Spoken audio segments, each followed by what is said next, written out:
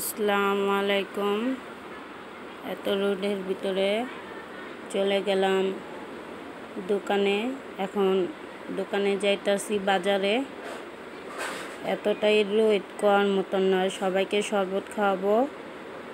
মনে হলো যে সবারই শরবত খাওয়াই, নিজেও শরবত খাওয়াই।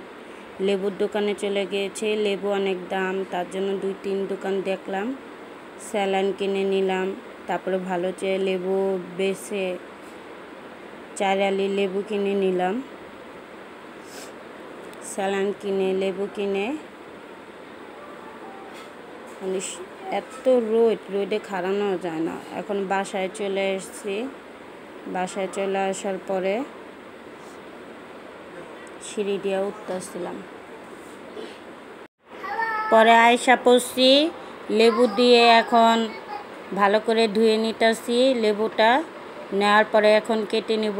কেটে নেওয়ার পরে ভালো করে চিপড়ে নিব। এখন চিপড়ে নেওয়ার পরে এখন আমরা বরিশাল থেকে মিঠাই আনা হয়েছে।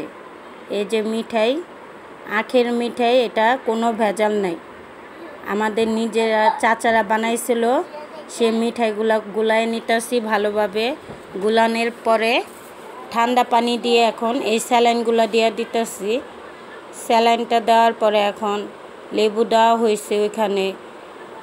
তারপরে আপনার এখন মিঠাইয়ের পানিগুলা দিয়ে এখন বিট লবণ দিয়ে দিলাম পরিমাণ মতন। দিয়ে বরফের পানিগুলা বেশি করে দিয়ে দিলাম। বেশি করে দিয়ে ভালোভাবে লেড়ে দেখেন অনেক বরফ দেওয়া হয়। এত গরমের ভিতরে শরবত খাইতে হলে তো বরফের পানিগুলা প্রয়োজন বেশি।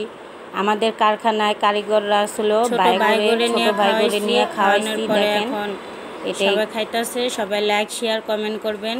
ইনশাল্লাহ ভালোভাবে জানি সবাই এইভাবে খাওয়াইতে পারি। সবাই দোয়া করবেন। আল্লাহ হাফেজ।